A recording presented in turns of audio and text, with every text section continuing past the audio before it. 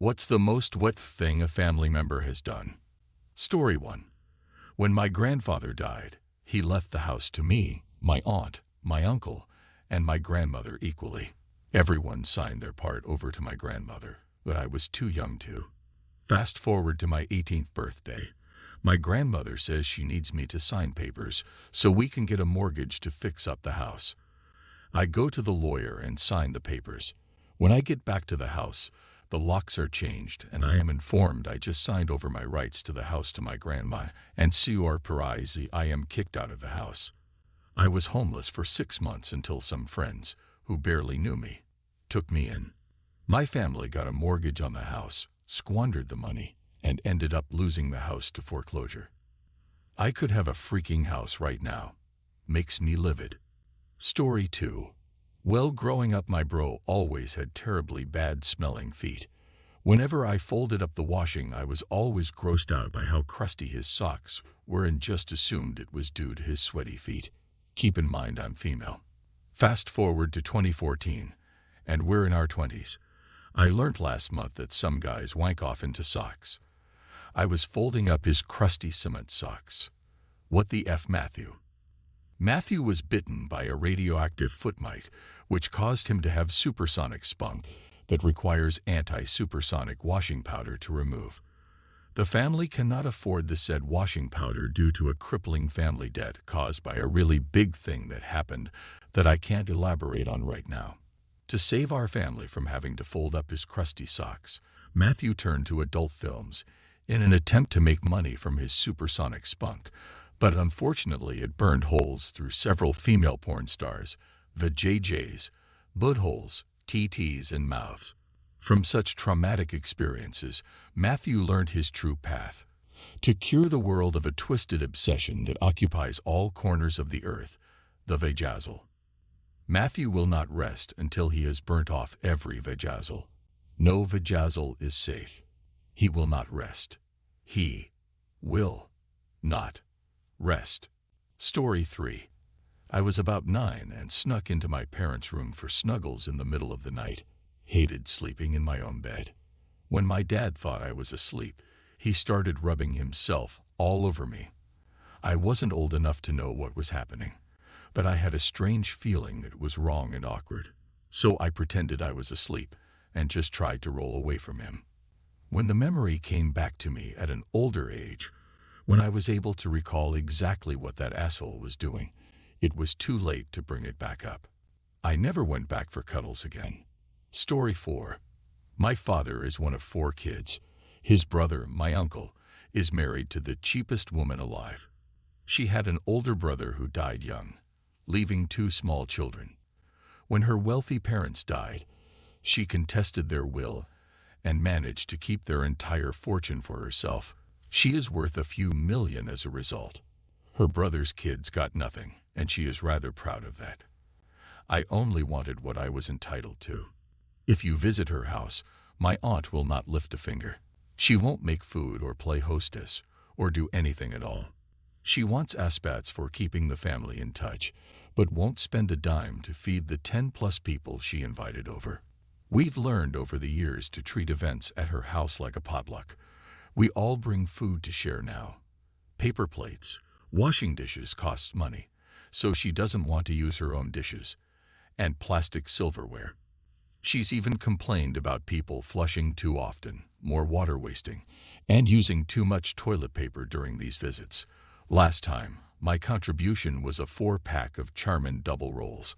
I was always taught that if you invite guests over, you feed them and make them feel welcome. When I was in grad school, the extended family met at my grandmother's to celebrate the holidays. My aunt had the nerve to ask my 90-year-old grandmother for gas money. My grandmother gave her $20 and then offered me money. I told her that I could always afford to come see her, making sure my aunt heard me loud and clear. The shopping bag incident. One Christmas, she brought gifts to my grandmother in a reusable shopping bag.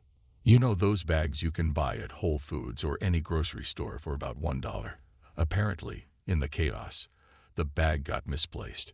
My aunt continued to badger, harass, pester, and beleaguer everyone nonstop about her bag. She wanted that damn bag back, and she would not let up about it for about 4 hours. Finally, my other aunt gave her $5 to shut up about it. To this day, I hate those shopping bags. Story 5. Some background. My grandfather has 6 brothers. They're all wildly different from each other. They grew up in backwoods Louisiana, which is probably the only thing they have in common. Despite the differences, they all get along really well. Now the story. My grandfather married my grandmother when they were in their 20s. His brother, we'll call him Bill, married my grandmother's sister. In my mind, this alone skirts the border of interfamily relations, but is far from the weirdest thing my family has done. Well, Bill stayed married for 20 years, had multiple children, and seemed to be living a rather normal life. Then he came out that he was gay. Everyone pretty much agreed that you can be gay all you want, but marrying and having a family before telling them this is kind of F up. They also agreed that coming out as gay in the Deep South in the 60s wasn't the best idea, so they understand why he waited so long. Now when I say everyone, I mean everyone but my grandfather's other brother, Ray. You see, Ray was in this club that liked to wear white sheets and hang colored folk. Ray didn't like Bill making man love. Ray got his buddies together and woke Bill up by shouting and burning a cross in his front yard. Story 6. When I was 16, I cut my finger off in a shop class accident at school. The table saws didn't meet the minimum state safety standards, so my parents sued the high school. They settled out of court for a little over $25,000, which after attorney's fees left me with about $20,000. Being a minor, the money had to go in a joint account with my parents on the account.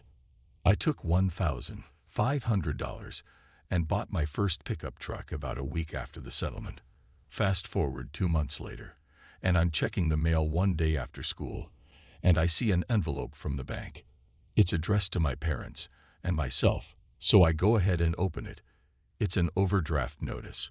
I figure this has got to be a mistake, so I get in my truck and drive down to the bank. Sure enough, my pa's mother has spent every last dime of the money. I go ahead and get a print out of all the transactions and go home and wait for her to get home from work. As soon as she hits the door, I ask her for $1,000 to go school clothes shopping, and she tells me that she doesn't think I need to spend that much money on clothes and that we could go together next week. So I say cool, then let me have $100 or so I can get some stuff for my truck. She starts getting agitated and asks me why I'm in such a hurry to spend all my money. Keep in mind, the only time I've touched it was to purchase the truck 2 months prior. At this point, I can't keep it in anymore, and I go and get the bank notice and the printout from the bank, and I throw it in her face. Needless to say, the argument that ensued was the legitimate end of my relationship with my mother and the start of a really big strain on the relationship with my father. Apparently, my mother had been hiding a gambling addiction, and 90% of the money she stole from me went to that. She would go down to the local pub and write checks for cash to the bar, and would sit there for hours feeding my finger money into the machines. Fast forward 10 years or so, and I've reconnected with my aunt and uncle on my dad's side on Facebook.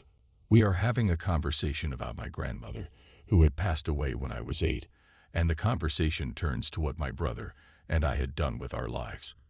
I haven't talked to this woman in nearly 20 years, so I give her the rundown and tell her that my brother is working for Southwest and that I'm a mechanic at a local car dealership. She then proceeds to ask me if I had used my college trust to go to technical school to learn how to be a mechanic. I laughed and said, "You're joking." Dead silence ensues. According to her, when my grandmother died, her will stated that all her belongings were to be sold, including her house and land, and the money was to be divided equally amongst all her children, 3, and grandchildren, 5. This particular aunt didn't have any children. My dad's brother had 3, and my dad had 2. Being this, she said that all the money was split 8 ways. I asked her what her share was, and she said just a tad over $88,000.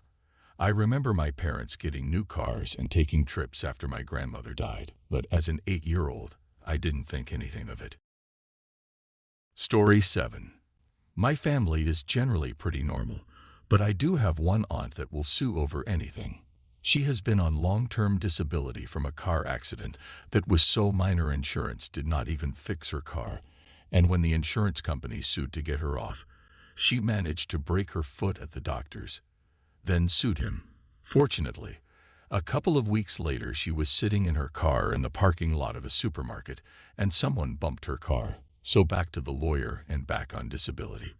2 weeks ago, she was walking across the grass between a sidewalk and street and tripped on a sprinkler head. She ended up in the hospital and is already suing. When my grandpa died after an elective surgery, he was 88. She tried to sue the doctor and hospital, even though he was fine after surgery, and died a few days later. All this, and she is a total Tea Party supporter and opposed to Obamacare, even though she and her kids have benefited from it the most. Story 8. My aunt killed herself when I was 14-ish. She had been dealing with manic depression for a couple years by then and was constantly on and off her meds.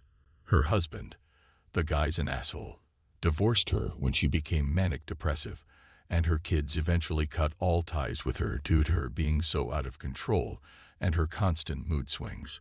To give you an idea of how crazy she was, one day she was over visiting my mom and commented that she liked the neighbor's patio furniture. She then came back later that night, drove her truck into the neighbor's yard, and stole their furniture. They were home, so they called the cops. She then led the cops on the slowest car chase ever, going the speed limit the whole way home and signaling her turns in advance. Anyways, she started dating this new guy. He was okay. I guess she had only been dating him for a couple of months when she killed herself. She slit her wrists, then panicked and tried to call 911. There was blood everywhere, as she ran around in a panic before she eventually died. I still remember my mom telling me this in tears that night. She left everything. She was worth a couple million in her will to her new boyfriend. My grandparents were in charge of her estate and had to make sure all the money went to her new beff. The ex-husband and kids didn't like this at all and decided to sue the estate for the money. Now my poor grandparents, who are extremely Catholic, so her committing suicide was especially hard on them, because according to Catholicism, she goes to hell, had to spend about a year and a half in and out of court hearings dealing with lawyers and all that bullshit while they are dealing with the death of their daughter. The estate won, and her ex-husband didn't get any of the money. But now, 13 years later, the ex-husband is threatening to sue my grandparents directly for all the money he feels he is entitled to. I doubt they have much of a case, but it's all one giant cluster. Story 9. My sister tried to murder my family while we slept. Wound up in the Utah State Mental Hospital. She was 14. I was 11. One spring day in Salt Lake City, my older sis decided to take me to the mall. We took the bus downtown, bummed around, spent our allowance, typical kid stuff. Wandering around, we came across a 19-ish street kid bumming money. I didn't know the term at the time, but the guy was a total d-bag. I asked him bluntly why the hell he didn't get a job. He laughed and asked my sis if she wanted to get some coke. I knew what was up. I also knew she had no money. He told her he'd help her get some money for it. He sent her off with some guy and hung out with me.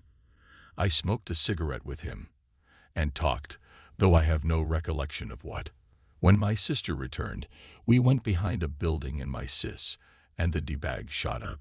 While I had watched enough television to know what was up, I had never been directly exposed to anything like this. She handed me a bunch of change, told me to tell my parents we got separated, and take the bus home. So that's what I did. About 2 weeks went by, with no sign of her. Then, one night, the phone rang.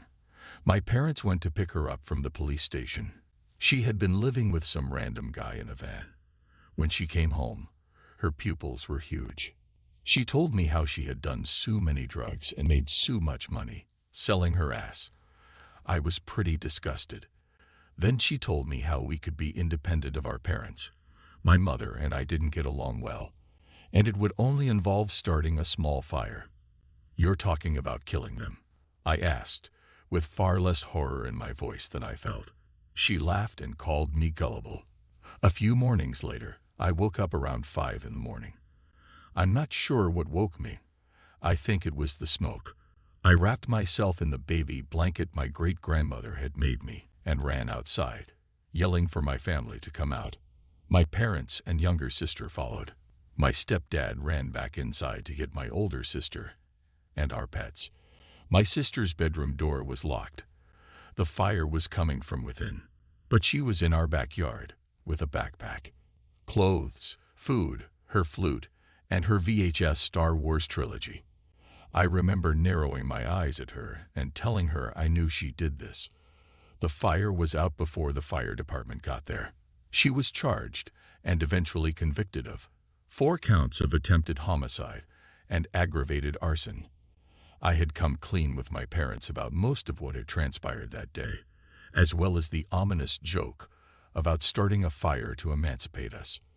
My statement to the police, the fact that she was packed and ready to go, and the batteries having been removed from the smoke detector were more than sufficient to show her intentions. She remained in the state hospital until she was an adult. And now, I guess, AMA. Story 10.